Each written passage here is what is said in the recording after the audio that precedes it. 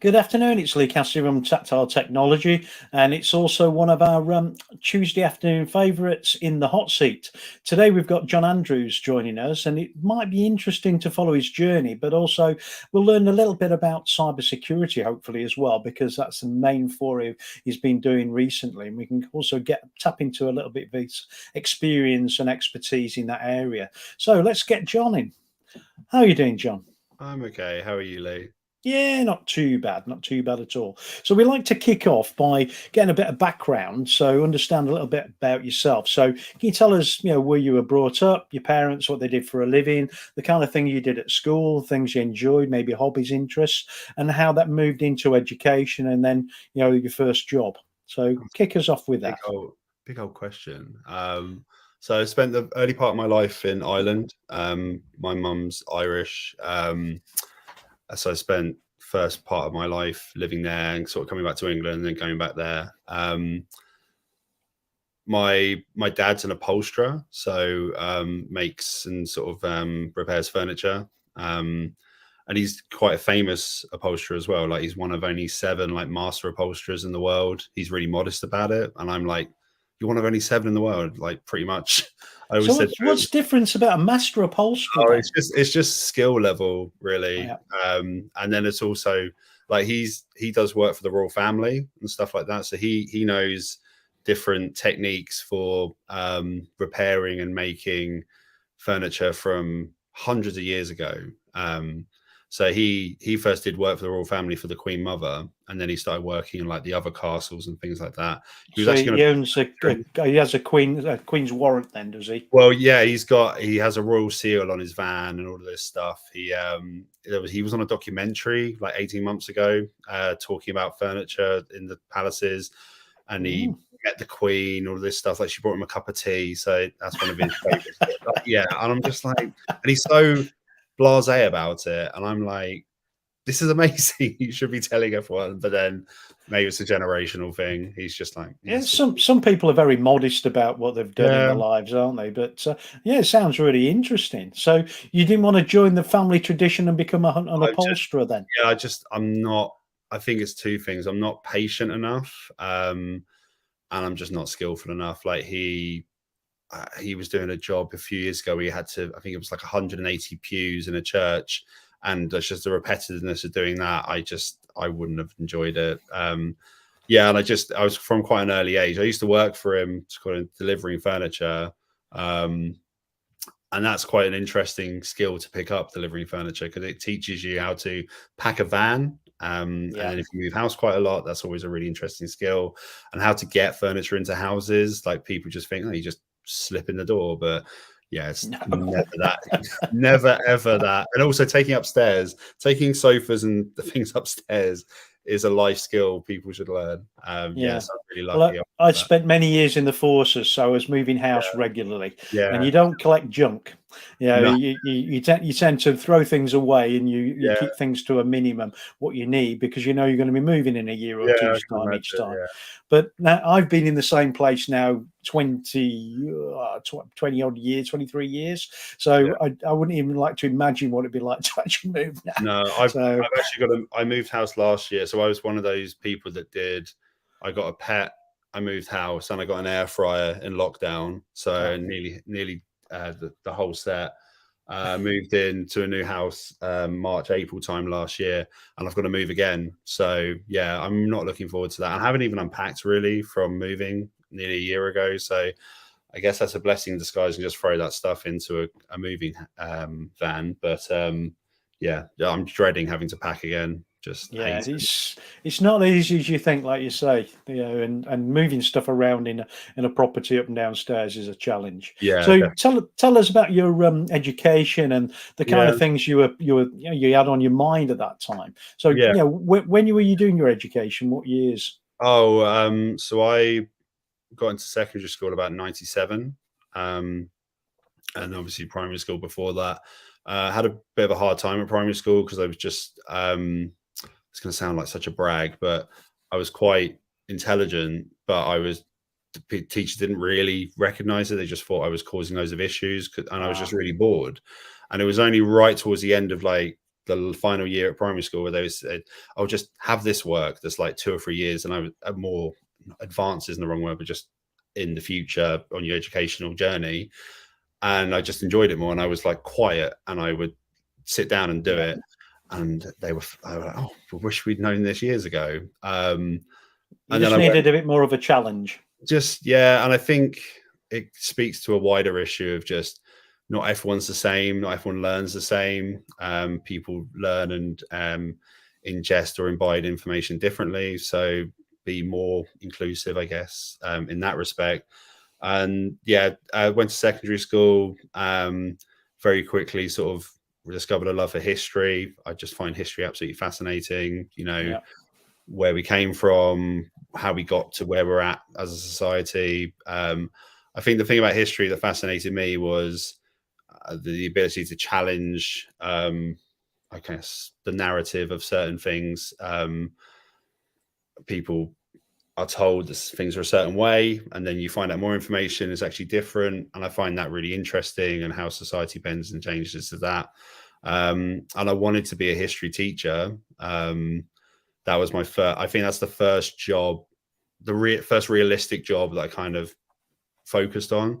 I mean, I wanted to be an international rescue. I wanted to be a Thunderbird pilot. Oh, everybody wants to do that, don't they? Yeah, it's a uniform, I think. Exactly. I was watching a film on Sunday, actually, Belfast, the new film by Kenneth Branagh. Yeah. And the little boy in that, he got a Thunderbird outfit, and it's set in like the 70s, or the 60s, sorry. And I was like, I got a Thunderbird outfit in the 90s. And yeah, so that was a bit of a shock to the system. But yeah, and I think, yeah, history teacher was definitely the first serious job I wanted to do. So what happened with that? Did you go to study history at A level? Did you go to do a degree, or did you change before you got to that point? No, it was quite late in my GCSEs where I thought I want to do this as a career. Then I did A level history, and I really enjoyed it. And then I went to university to do history and politics, and then I had to leave my university quite early because my mum got really ill, and she couldn't afford to pay her mortgage. So I was just like, well, I'll leave, I'll get a job, I can give her the money. I mean, I don't really need all the money because, I mean, I'm just a 19-year-old guy. What am I going to spend X amount of money on? And then I just kind of thought, what's the job that is going to pay me more for working harder or achieving more? Kind of stumbled into a sales job. And then from that, I stumbled into doing what was known back then, IT sales. Yeah. And I've been in the industry over 10 years now. Yeah. And it kind of, being in sales is similar to the attributes or the things that I wanted to do, or the reason I wanted to be a teacher, being able to change people's perception, communicate, help people. And it sounds a bit, wishy-washy, but at the end of and we spoke about this before, but there's a lot of dishonesty in sales. And I think if people are just honest, like I've even said it to people in sales cycles, just going, look, I want you to buy something, so I get to sell something. I'm probably going to earn money from that, and let's just get that out on the table. But I want to sell you something that's going to work for you, because for me, the worst possible thing is that I sell you something that doesn't work and you actually get in trouble. I'm going to feel bad about that. So let's just find out if this is going to work. And that's something that I think people just need to be able to be more honest about at the beginning, instead of, using all these amazing bingo card terms like next gen and it's, revolutionary and it's unprecedented and things like that. If you're having to rely on a slide deck to communicate your message, I think that should be the first red flag about your ability to communicate to a customer.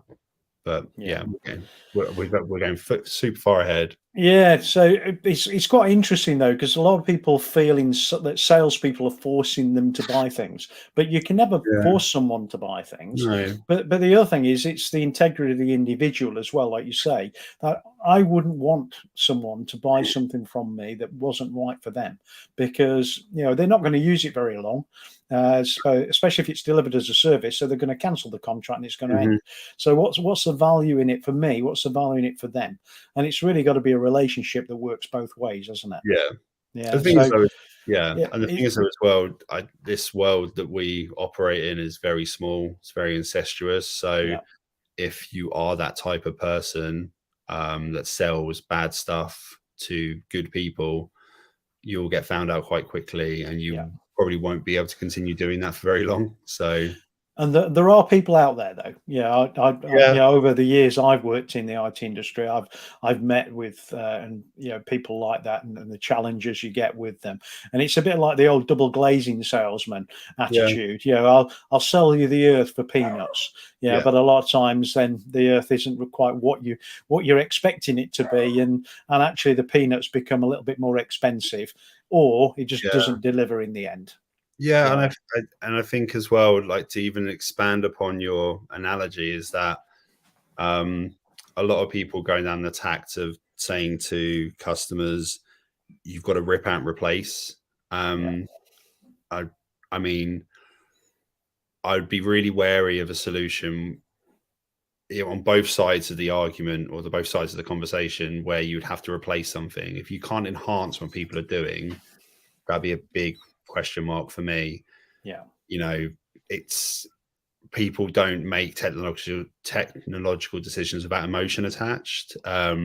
Especially in this region, I think it's a massive emotional attachment to the fact that they made a decision, then they continue to kind of go down the route of continuing that decision. And then you're saying to someone that thing that you invested your time, effort, and your reputation in is actually wrong. So it's a softer way of being able to change people's perceptions in their minds by saying we can actually put something on top of that to make it even better. And then we'll have a conversation around potentially getting rid of that foundation and keeping the new thing. But yeah. Yeah, it's more about iterative improvement rather Yeah, than exactly. revolutionary change. Because Yeah. if you think back to revolutions, there are usually people dying in revolutions, Yeah. I but mean, we don't if want that to someone died happen. in Les Mis, then it would be false advertising. Yeah, So yeah, that's at the end of the day, it's about, like you said, it should be around, marginal gains. From a cybersecurity point of view, if you're able to make someone 1% more efficient or 1% greater coverage on covering their estate from a cybersecurity threat, that's actually a really big win. yeah. And again, it comes back to this honesty thing. If you're saying to people you're going to be 100% better covered, you kind of, I mean, are you like, Yeah, yeah, or you'll never get an attack, and you'll never be breached. Yeah, because no one can guarantee that no, at all, can they? I think cybersecurity for me is really interesting because you're going back to this element of good guys versus bad guys, and you want to be one of the good guys within the good guys, not necessarily a bad person. But at the end of the day, the bad guys are always going to look at escalation, aren't they? If you look at the attack vectors and frameworks that have happened over the last sort of 5 years and you chart them, it got to a point where one attack vector wasn't working, so they had to create something new, and then the cybersecurity industry has to react to it. Yeah, It's difficult to be anticipatory in cybersecurity because you don't know what the bad actors are going to do. But if you just make it as robust as possible, it's essentially an insurance policy, isn't it? It's an insurance policy against your reputation. And if you don't deem your reputation as valuable as it should be, then potentially bad things are going to happen. But yeah, it's just a way of staying one step ahead of the attackers, having a good cybersecurity posture. Coming away from cybersecurity, but just security for a second.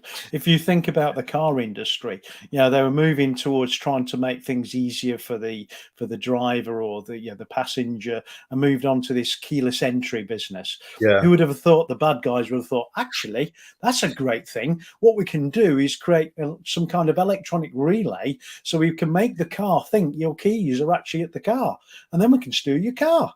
So yeah, who would have thought that was coming? And then, yeah. look at the issues it's created, Well, especially it's over the last few years with that. one of my favorite jokes in The Simpsons is Lisa says to Homer, "Did you know the I think it's the Chinese or the Germans need to remember that. I haven't watched it before. Have the same word for crisis and opportunity." And Homer's answer is, crisis-tunity. But what I'm saying is that for the car thieves, that potentially could have been the end of their industry, so to speak, having keyless entry, but they had to adapt. And Yeah, I think any industry, regardless of it being good or bad, and on the wrong side of the law, will always adapt to change in a fast way. So again, security in general, you need to stay ahead of these things. And if you are going to create a situation where change is inevitable and fast paced, then it's the other side of the coin is going to be the people you're trying to keep out are going to be fast paced and change as well. I mean, and it doesn't necessarily have to be sophisticated. I mean, my friend was telling me how his car got broken into, and they literally used a saw to cut out part of his car to steal it. And you think that's so crude. You watch all these films about amazing car thieves, and they're using these tiny little intricate tools, but sometimes a brute force, yeah, it attack. works. It works, and at Yeah. the end of the day, it's what works. It's not about what's the most beautiful, intricate thing. I mean, it can just be what's the quickest way of me getting the thing I want and need and it doesn't matter if it's good or bad intent. It can Yeah. be, I want I it. think the other thing to think about, though, is that however we are professional in what we do, these people on the bad side are as professional about Yeah, it. They're trying to steal data, trying to encrypt files to create, a way to make money out of people through ransomware. yeah. They are very professional, and they work hard to do whatever It's a really they do interesting as well point. as they can. The definition of professionalism. I think a lot of people think professionalism is just being good, but the literal interpretation of good versus bad at your job. Now, you can be good at your job and do bad things. Yeah. It's just about being professional. So yeah, I mean, you look at what's happening cyber attack wise from between Ukraine and Russia at the moment. I think it's the new battleground for the world is cyber attacks. And now China have started doing so. Well, I say started; they've been doing them, but they've started performing cyber attacks simultaneously with Russia's efforts. So, yeah, it is the new. I think it's the new Cold War, essentially, just being ahead of everyone that's doing stuff. And then, So let's go back a little bit again, because yeah, I don't think sorry. we've seen how you got to the cybersecurity Yeah. piece. So So you got a first job in IT, and yeah, it was so you could earn some money to support your mother at the time when she wasn't well and she couldn't pay a mortgage. So yeah. what was that in a security role, or was that in something No, else? it was a data based management solution selling for Oracle. Yeah. And then I kind of moved towards the first cybersecurity job I had was about 10 years ago, working for New Star. Okay. And I think that was the first sort of exposure, not just cybersecurity, but kind of understanding that cybersecurity was essentially a data collection or a data prevention exercise or a data protection exercise. It was all about data, but just how you were trying to protect it or prevent certain things happening. So, and that was really interesting, that journey there. And then I kind of stepped away from it again and then went back into it when I was at SignalFX. And SignalFX was an APM solution, but its abilities to stream data at such a high rate made it a really interesting conversation for organizations around cybersecurity. So it wasn't just a case of collecting performance data. It was, oh, we could actually understand if something bad's happening and understand it really quickly. And I think that's one of the main reasons why Splunk wanted to purchase SignalFX. And at the time, I think it was the largest multiplier for an acquisition. It was over $1 billion, but the revenue multiplier was massive. And it was interesting as well because being at SignalFX was the first time I'd been in the cybersecurity market that was so mature that you were getting on it, having honest conversations with vendors. And it was the first exposure to people saying, I've bought a solution, i.e. Splunk. I actually really hate it, but I pay for it anyway. And I found that fascinating. That is quite strange, isn't it? Yeah, You know, they hate something, but they'll yeah, continue to pay for it. Well, I think it was a case of it did a job well. The other jobs they wanted it to do, they didn't do that well. But because it becomes so valuable to the company, they had to continue. They felt like they were compelled to continue paying for it. I think the other side of it was there wasn't really a viable alternative in the market when it came to referenceability. So Splunk was well known inside and outside the industry, and anything that came close to it just wasn't deemed as viable because Splunk was so good at selling the benefits of Splunk. Yeah. So in that situation, that doesn't mean the technology is great, though, does it? I agree. That just means that the organization are good at selling the Yeah. proposition of their own product. Exactly. And that was a real massive quick learning curve for me, was understanding that. And I mean, there's fantastic parallels through history. I mean, like Pepsi spend 10 times as more than Coca-Cola on the marketing, but everyone drinks Coca-Cola and versus Pepsi. And you think, well, what are Pepsi spending? But they're spending money to try and keep up with Coca-Cola. And Splunk was spending money to stay ahead of everyone else. And then as soon as, I think the pandemic was a fantastic thing for the market, and that's completely aside from all of the tragic things that happened in the pandemic, but with regards to the market having to really address and supercharge its transformation processes. And a lot of people kind of started seeing that real delta between where they wanted to get to and where they were, and certain technological choices are becoming anchors to that transformation. And not to, you know, Splunk is one example. There's many examples around massive technological choices and investments that organizations made and said, this isn't going to work for us anymore. So let's talk a little bit about cybersecurity in general, because not everybody who'd be watching this is in the industry and understands cybersecurity very well. So if we go back in time, you know, majority of cybersecurity prevention was around effectively stopping people getting in the first place, wasn't it? It was effectively putting better locks on the doors and locks on the windows, and that was things like firewalls and monitoring those, and that's where Splunk came from, really, wasn't it? It was looking at those log records from, you know, each of those network devices to understand what was happening and be able to put that together. And in the industry, we have the term SIEM, don't we? And which is effectively looking at log capture and looking for patterns so that you could actually understand that, oh, something's happening because all these things are happening in a particular pattern.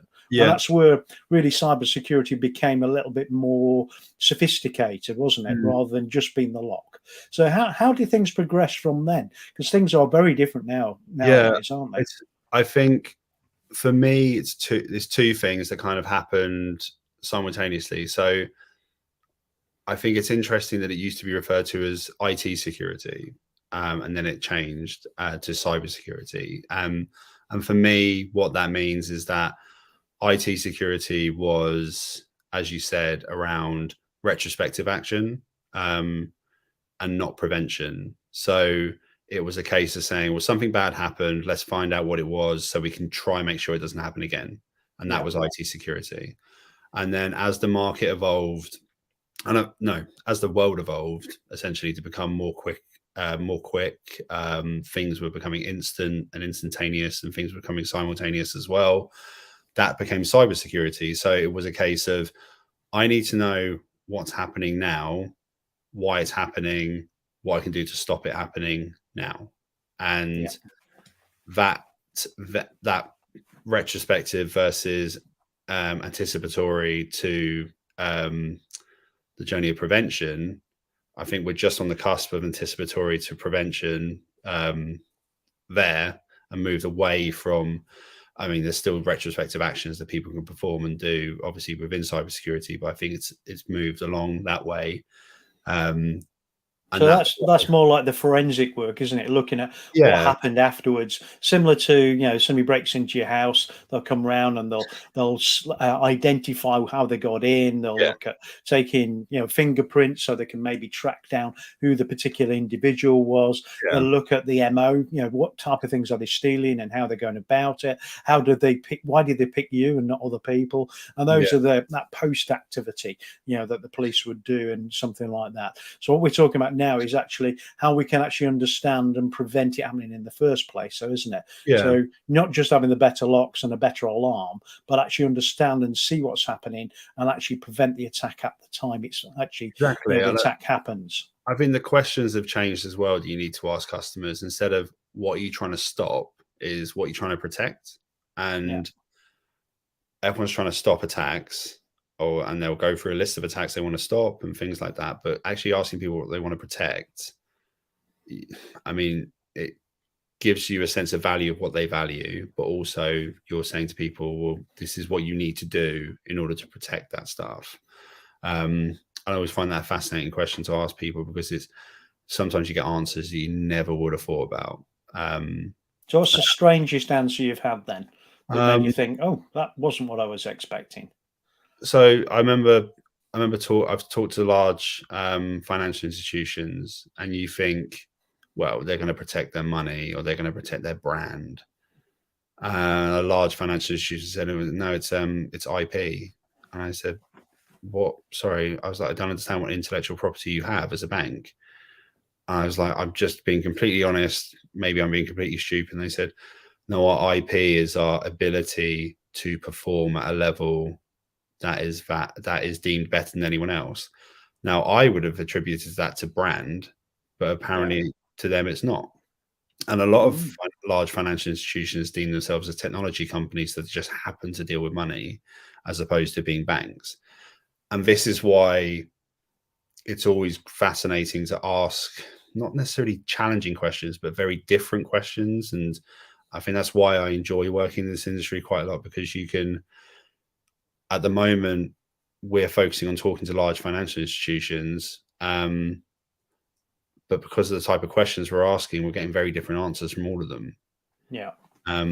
And it's quite interesting, coming back to one thing that you talked about, reputational value. A lot, especially cyber security wise, the impact commonly after some kind of breach is actually quite large for recovery purposes. How do you get back operating? How much cost is there in getting back operating? But the actual reputational impact can be massive, can't it, afterwards? That you lose a lot of customers. One, because they can't access the systems to be able to be customers. And secondly, people afterwards saying, actually, they didn't really look after my information or the systems well enough. Do I really want to be one of their customers? So that can be a real impact. And it's interesting that people would see intellectual property as greater than reputational impact. And you look at the way society's changed over the last 10 years, where people expect things to always be on and accessible.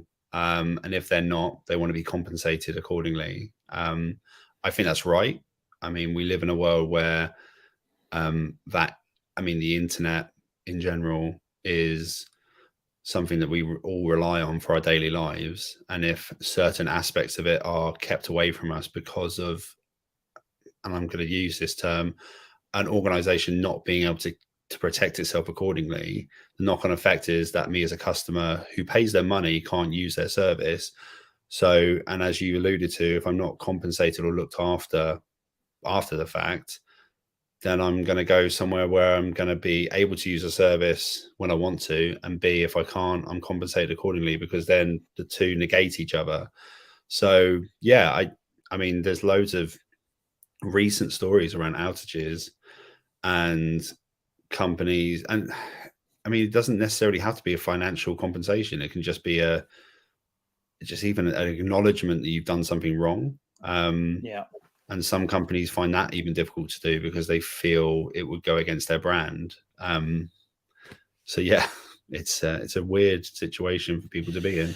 So I would assume as well people cover up things as well. You know, they Oh, don't want people to know about it. So if they can cover up, that they see that as being beneficial.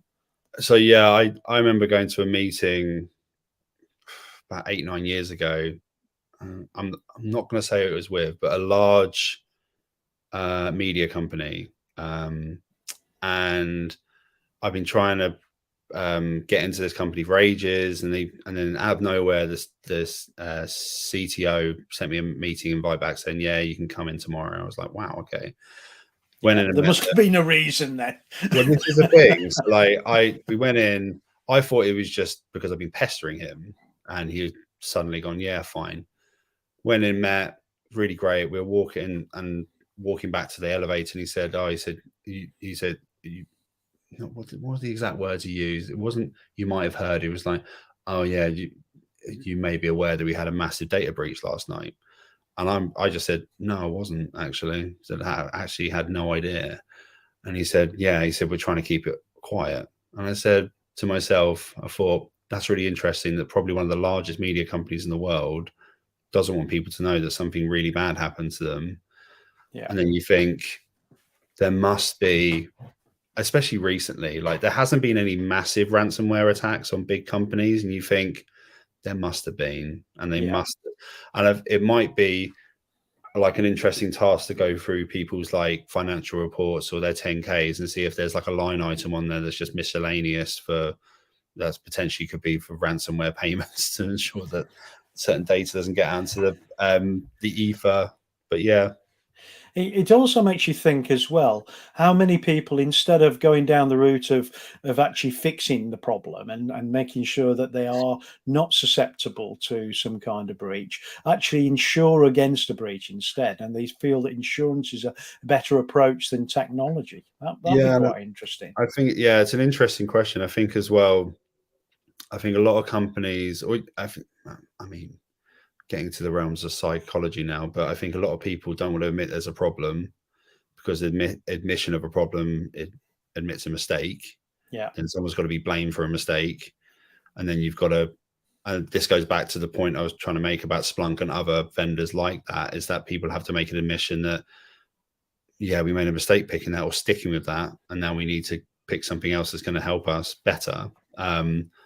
And it's difficult. I mean, especially in this region, especially in the UK, it's very difficult for people to let go of that. And that's just part of working in this region, I guess. And like you said, it's an insurance assurance like question, isn't it? Like, where does the line stop? Like, it's quite blurry sometimes. I think, and you know, you can throw these cliches out like hope's not a strategy and things like that, but it isn't. But a lot of people just hope is not going to be them, or it's not going to be as bad as it could be. And you know, the papers won't get hold of the fact that a massive ransomware attack has happened. They're just going to keep a lid on it. Let's hope it's a small war, not too many people die, type of thing, rather than it being a big Yeah, war and lots of people die. But exactly. we're Like, looking at cyber, you security talk to instead. CISOs and you talk to analysts and stuff, and when if you can get into a really good conversation with them and actually get some like war stories, so to speak, they kind of will say, "Yeah, I spend most of my time putting out fires," and you think, why is there fires happening in your cybersecurity? Like, you can't be continuously under attack. And then you hear stuff like, "Oh, we've been under a DDoS attack for months." You say, "Well, stop it then." Yeah. Like, like, Yeah. I mean, if I had someone knocking on my door every hour of my house, I'll do something about it. And you think, and then you think hope's not a strategy. Cope isn't a strategy either. But yeah, I think that's the situation a lot of people have got themselves into, is just making do, is getting by, and it doesn't have to be that way. So tell us a bit about Gurukul and what you're doing differently at Gurukul, because I think that will be, that's where we've got to now, and that's where you've Yeah. been recently, isn't it? And you're focused on the UK. Are you doing a European stuff as well as Yeah. UK? So, our biggest customers is based in EMEA, is based in Switzerland. So, and if I'm honest, like our primary focus, of course, is our existing customers, but from a new business point of view, is the UK.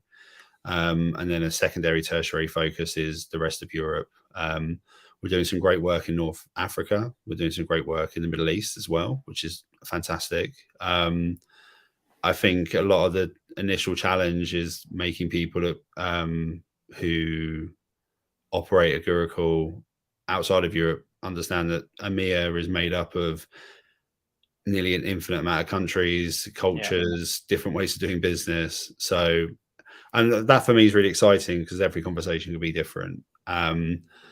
But the way we, as a technology, we do things very differently to the existing vendors. So, we can deploy in any environment, on-prem, hybrid, polyglot, doesn't matter. Data from any source, any state as well, which is a really important differentiator. And I think the thing that excited me most about Gurukul was that I'd worked in cybersecurity and specifically in the SIM market for a few years, never heard of Gurukul. And then I had a look at the technology and thought, this is better. Why haven't I heard about this? Yeah. So it's an interesting challenge. I like a challenge, as I kind of alluded to at the beginning. So yeah, it's exciting having that conversation with people. I think sometimes it's about education, isn't it? Because people Yeah. don't know there are other ways to do things, and they don't know about a particular vendor's products because it's never commonly been marketed as well as potentially as other products. Yeah.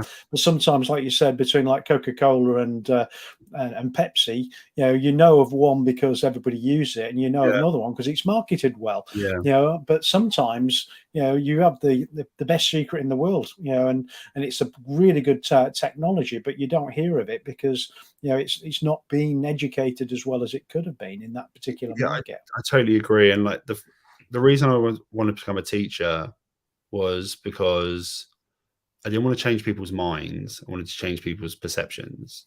Changing someone's mind is really difficult, and that's not the reason I didn't want to do it. I think it's very personal, changing someone's mind. But changing someone's perception, I think it's really fascinating because usually perception is changed with additional information that supplements what you already knew or thought you knew, and then it allows you to understand things in a different way. And that's why I like working in this industry, especially for, let's say, smaller organizations, is that, as we said, there's a learned behavior or misconception around way things should be done, or they've always been done this way. And you're able to say to people who are open to a conversation of saying, well, actually, we do things like this. And even simple things like how we charge people from a financial point of view is totally different to how the market usually charges. And people go, oh, I didn't even think you could do that. And you think, so give an example of that then, the difference between if somebody went down the route of buying Splunk for a traditional platform as opposed to what they would get if they went down the same type of solution with Gurukul. Yeah, so really, really crudely, I mean, with Splunk, you'd be charged based on daily ingest, as well as so the amount of log records and data that's been sent into Splunk and ingested by the system. Stored, how long it's been stored for, what state it's being stored at. These, I would define these as secret costs as well. The storage and then the multifaceted queries. If you wanted to, as we sort of alluded to, do investigatory work, you need a core for doing that. That's an additional cost and things like that. With Gurukul, for example, there is, of course, this cost associated with hosting. Unfortunately, that's just the nature of the world. But if you hosted it yourself, you'd have the similar costs, wouldn't you? Exactly, and you're not or more even. Exactly, people power. Exactly. There's no duplication of data as well, because we're just literally taking the data and we're using it. That's another hidden cost with a lot of other vendors as well. but we charge based on users for if we're looking at UBA use case, or EPS if you're looking at SIM. So that can be a really great way of actually defining the cost and being a lot more manageable. And then we don't, like I said, we don't penalize people for wanting to use the data in a certain way, whether that be the additional cost of restoring it in inverted commas, or for using the machine learning capabilities to poll it or to look at anomalies, as you alluded to. It's just a case of, why would you want to penalize a company for wanting to be better or more successful, which is the data. You'd imagine a company is more successful if they're pulling in more data. And at the end of the day, when it comes to cybersecurity, if you can ask more questions, you're going to get more answers. And what I mean by that is being able to put more data inside a question to get a better answer. And if you're excluding certain questions because you have to pay more money in order to put that data into your platform, then I think that's a massive red flag. It's a massive issue to be in. And also that there's, and not just that, there's data that's left on the floor in a lot of organizations, so it's got nowhere, it can't go into certain systems because it's so unstructured, and it just, or it won't correlate with structured data, and people just say, well, I'll just leave it there. So just a couple of things for people that might not know much about the cyber security industry. So SIM, you talked about, this is effectively capturing log data from a variety of different device types to understand if there's a pattern, to see that we've got some kind of attack in progress. But the second, UEBA, you talked about, is around about user behavioral patterns, isn't it? So it's understanding what users are doing. So today, Lee's normally he looks at 20 to 30 records in the CRM, and he uses that in his day-to-day activity because he's speaking to customers, selling the technology and services of the business, and that's normal. But all of a sudden, he's started to look at hundreds of records, and it looks like he's downloading those records. So something's happened that's different, and it's actually looking at that. And you can also look at maybe behavioral pieces from other types of systems, like HR systems. So, someone's had some kind of formal reprimand, so you might want to increase the level of risk associated to a particular person because of that. So that's what UEBA is about, isn't it? It's understanding people's behaviors, so users internal, because a lot of virtual data loss and also issues with systems is actually from users, isn't it? As well as from external sources. It's one of my favorite demo kind of stories we show is, as you kind of pretty much even said, guy gets told off for being late at work too many times. That flows into the system to show this guy might be a risk.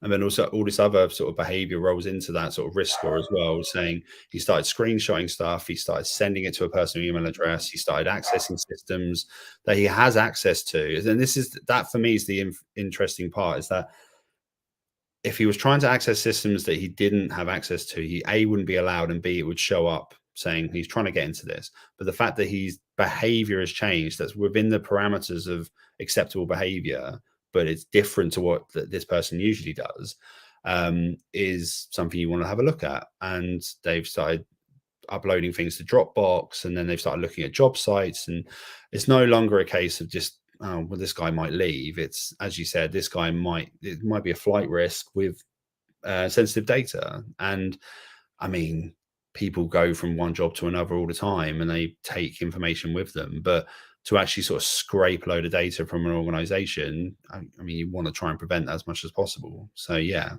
and then, but also UABA is going to pick up on someone having their machine effectively compromised, and them using that user's account to do things as well. So you're going to pick up things through UABA that's outside of the actual individual user's behavioral pattern, but it's the use of their accounts. If this person individually as an actual person, or as a login credential, is acting differently, you want to know what's going on and why. And I think the why is the massive question, isn't it?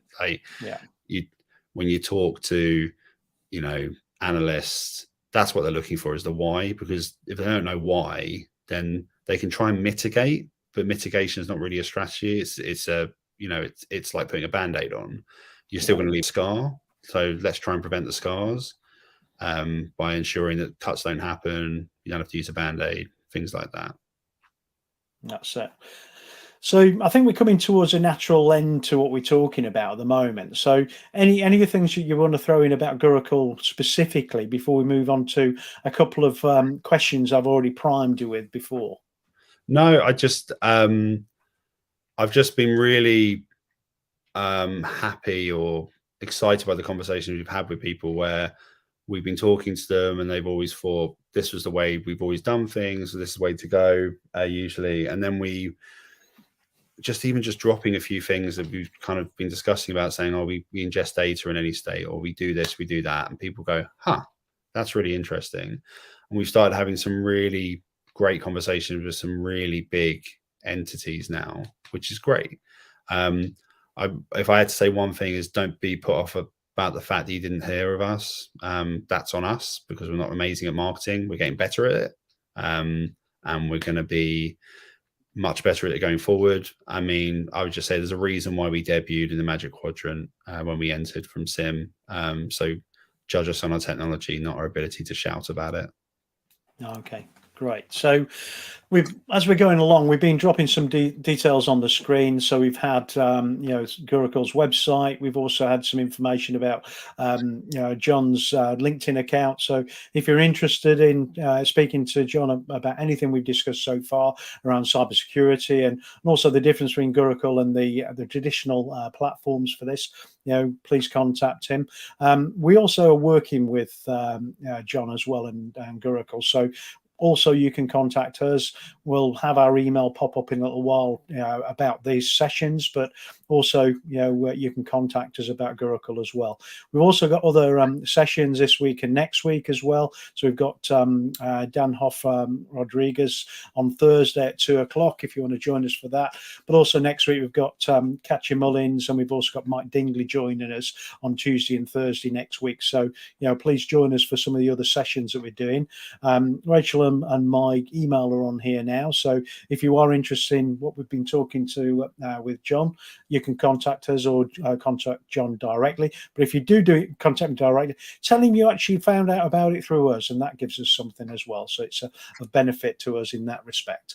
So Jon's LinkedIn profile's there. Please reach out to Jon. I hate that term. It's an American term, reaching out. So I don't know why I use it. So, but also, if you're interested in contacting Jon, all these Americanisms that have polluted our Britishness.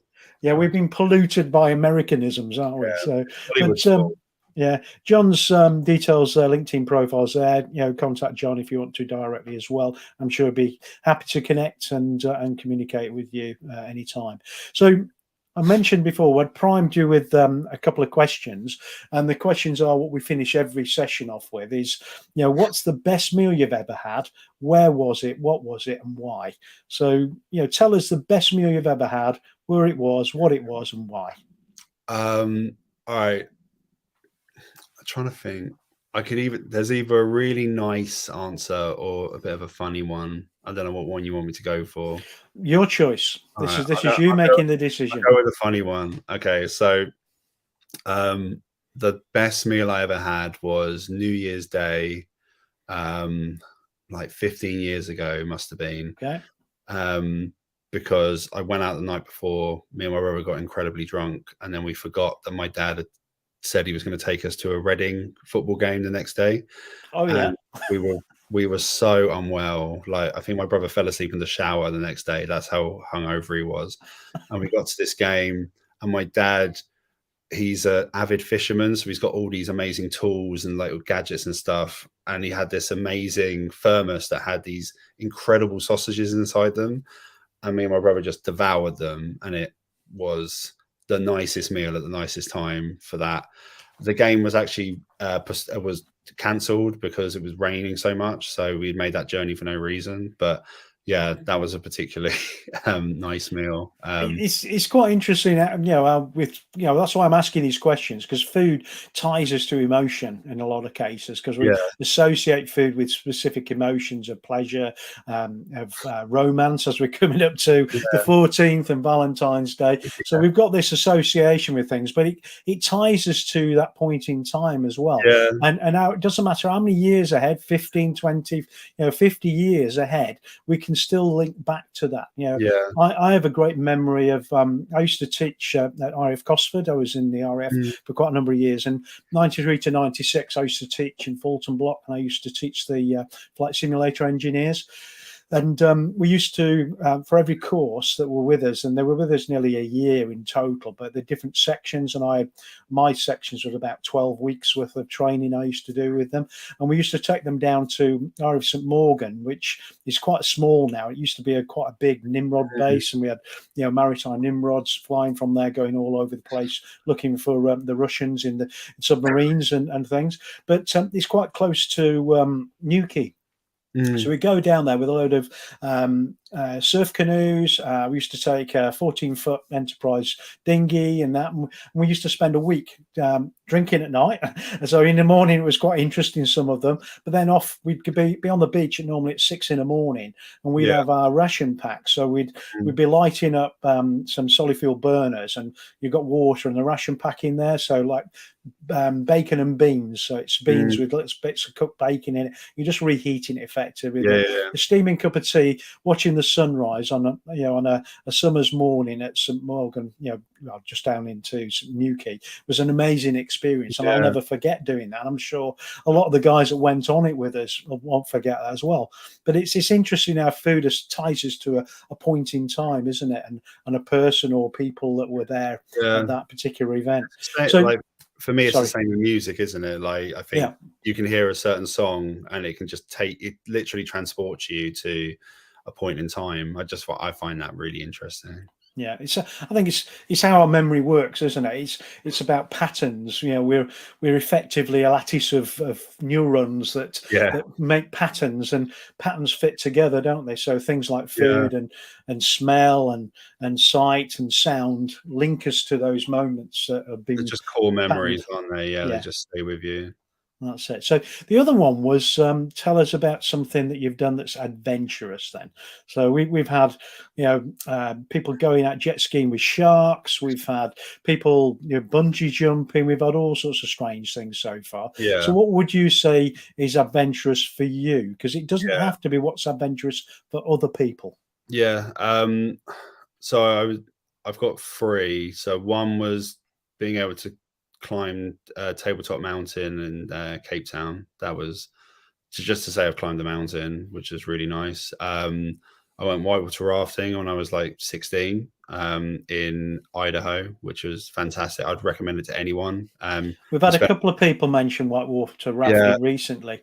it's So interesting as well because you spend like 5 days on the river, so you kind of go down it, camp, keep going down. And I found, and just it's a way to see a country in a totally different way. And because you're in the middle of nowhere, when you're sleeping out under the stars, you see the night sky as it should be, yeah. as opposed to the night pollution, the light pollution you can get from being near a town. Yeah, and that was just fantastic. I think the third one, when I was about 16, I went snorkeling with dolphins, but it was out off the coast of Kenya, and I always remember this vividly. Like we were swimming with them, and the guide said, "Oh, if you see them all come near you and then they all swim away, then just get back in the boat." I was like, "Well, why? Are they going to attack us?" He said, "Oh no, it means there's a great white shark out there." So I was like, Oh. "That's frightening," but yeah, just being able to hear the dolphins underwater, I found it just absolutely incredible. But yeah, like Kenya's a fantastic place anyway. I'd recommend it to anyone just to go, just to experience that part of the world, really. So thanks ever so much for joining me today. Yeah, if you can stay on afterwards when we've stopped the stream, so we can have just a catch up on things, that'd be great. Absolutely. But thanks ever so much, and also if you think of anybody who might like to join us and give away a little bit about their life story and what they've done in education, again, let us know. But anybody else who's interested, our details are on the bottom again. So thanks for joining us today, and make sure you join us Thursday, and also next week we've got 2 Tuesday and Thursday. So join us for those. Thank you very much.